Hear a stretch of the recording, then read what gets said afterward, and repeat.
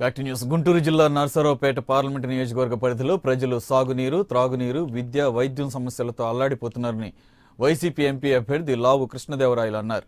ఇప్పటికే పార్లమెంటు పరిధిలోని సమస్యలపై అవగాహన పెంచుకున్నామని, రానున్న ఎన్నికల్లో వైసీపీ అధికారంలోకి వస్తే ప్రజల సమస్యలను నెరవేరుస్తామని స్పష్టం చేశారు. రాష్ట్రంలో చంద్రబాబు పాలనతో ప్రజలు విసిగిపోయారని, జగన్తోనే పల్నాడు ప్రాంత సమస్యలు తీరుతాయంటున్న లావు కృష్ణదేవరాయలతో మా ప్రతినిధి గోపి. నమస్తే, welcome to war 19 special interview. ఈరోజు ఇంటర్వ్యూలో మనతో పాటు ఉన్నారు లావు శ్రీకృష్ణదేవరాయలు గారు, వైఎస్ఆర్సీపీ నర్సరావుపేట పార్లమెంట్ అభ్యర్థులు. వారిని అడిగి మరిన్ని వివరాలు తెలుసుకుందాం. పార్లమెంట్లో పరిస్థితులు ఎలా ఉన్నాయి, పార్లమెంట్ పరిధిలో అసెంబ్లీ సెగ్మెంట్లలో పరిస్థితులు ఎలా ఉన్నాయి, వారి రాజకీయ పరిస్థితి గురించి అడిగి తెలుసుకుందాం. శ్రీకృష్ణదేవరాయ గారు, వెల్కమ్ అండి. విద్యా సంస్థల అధినేతగా ఉన్న మీరు రాజకీయాల్లోకి ఎందుకు రావాలనుకున్నారు అసలు?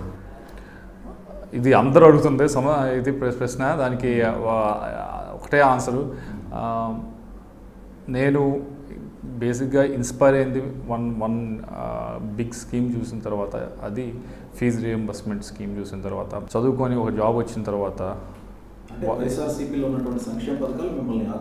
వైఎస్ఆర్సీపీలో సంక్షేమ పథకాలు కాదు, ఎందుకంటే వైఎస్ఆర్సీపీ ఇప్పుడు గవర్నమెంట్లో లేదు. కానీ what I seen was fee reimbursement scheme అనేది ఎంతమందిని ఇంపాక్ట్ చేసింది, ఎన్ని ఫ్యామిలీస్ ఇంపాక్ట్ చేసిందని చూసిన తర్వాత, మనం ఎడ్యుకేషన్ ఇన్స్టిట్యూషన్లో ఉండి మహా అయితే 45-50 వేల మంది ప్రతి ఇయర్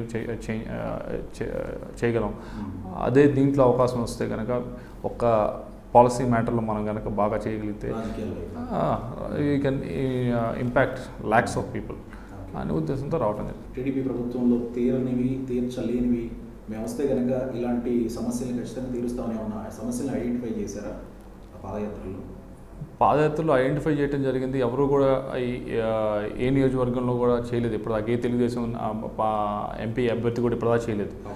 ఏం చేసామంటే, మేము మేనిఫెస్టో రిలీజ్ చేసాం. మా పార్లమెంట్లో మా మేనిఫెస్టో ఇది, మేము అధికారంలోకి వస్తే ఈ పనులు చేసి చూపిస్తామని చెప్పి మనం మేనిఫెస్టో రిలీజ్ చేసి చేయటం అంటే ఏదో ప్రెస్ మీట్ పెట్టి ఒక పాంప్లెట్ను పట్టి నుంచోవటం కాదు. ప్రతి ఇంటికి కూడా ఆ మేనిఫెస్టో మేము డెలివరీ చేసాం.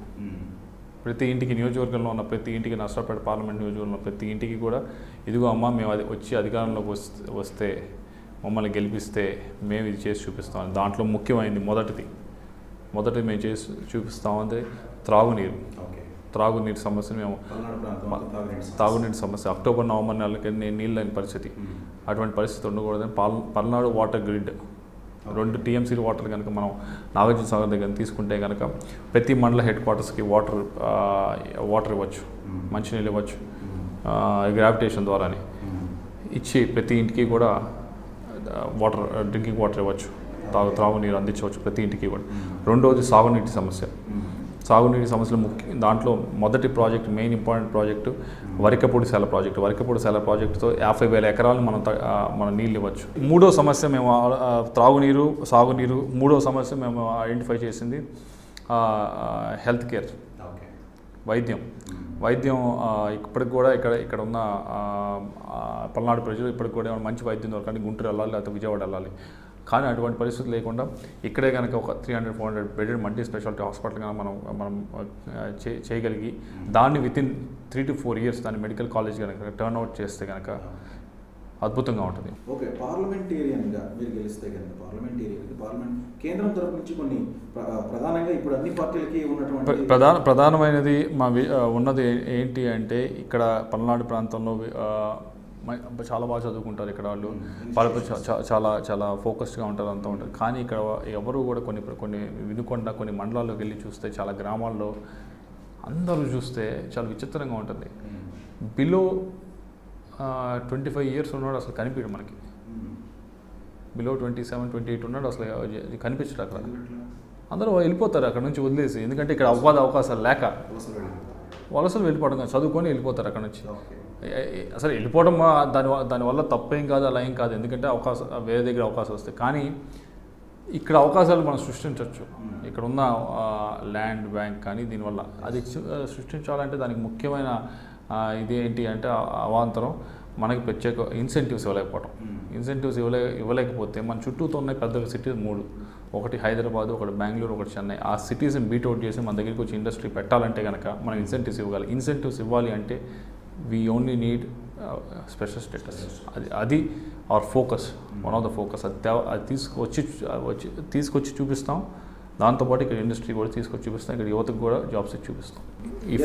ఇవన్నీ కాక ఒక యువకుడిగా, విద్యాధికుడిగా కొన్ని విద్యా సంస్థలు నడిపిస్తున్న విద్యా సంస్థల అధినేతగా కొన్ని విజన్స్ ఉంటాయి, ఆలోచనల్లో కూడా చాలా షార్ప్ ఆలోచనలు ఉంటాయి యువకులు అనగానే.